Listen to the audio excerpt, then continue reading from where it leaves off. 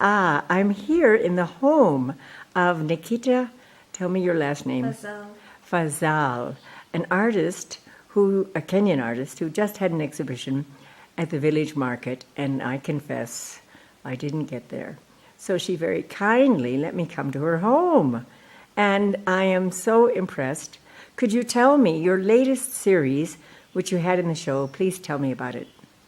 Okay, my latest series is a number of paintings about Nairobi city. It's the city I've grown up in, and I've been very affected about the changing landscape, the changing urbanscape, the changing cityscape, and I am also really affected by the way that we have veneer of skyscrapers right in front near our highways, and the minute that you look behind, you find all the slums, all the power sharing that goes on. That's the name of one of my paintings. Yes, I see one over here. Yeah. This one that you have over there is called Power Sharing, huh? Yes. And then one below is also the city. Yes, that's opposite Nairobi. And there's Kibera? Yes. Uh-huh. Yes, go on. Tell me more. You're saying that so you decided to paint. And I've been sketching the cityscapes for a long time and decided to paint them.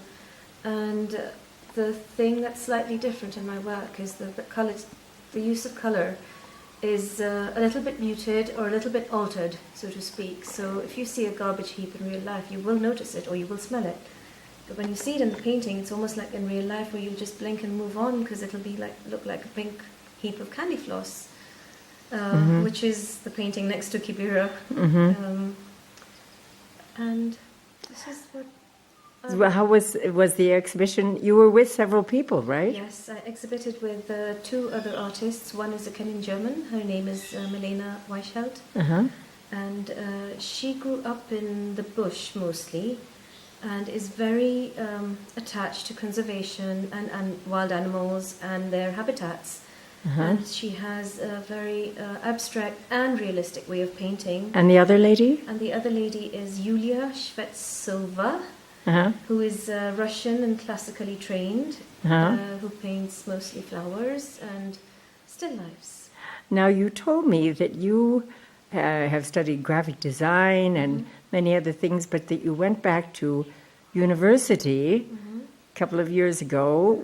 You went to Kenyatta University? I decided to go back to Kenyatta University for two reasons. One was that I really wanted to break away from the commercial mindset of graphic design and advertising, which is a field I was in. And the second reason was I have always felt a deep connection to African art or African artifacts, and I was hoping to learn a lot about the history of African art in university, which I did. And in the same, that experience also brought to me a lot of exchanges with current African artists, as well as the practicing African artists who are also lecturers at the university. And this interaction has really influenced my work in many ways, from knowing different people and where they come from and the way that they live. Well, this is wonderful. Thank you so much. And I'm delighted that I was able to come to your house. I'm sure I'm coming back to do a story on your beautiful garden. Thank you. I hope to see you soon. Okay, thank you.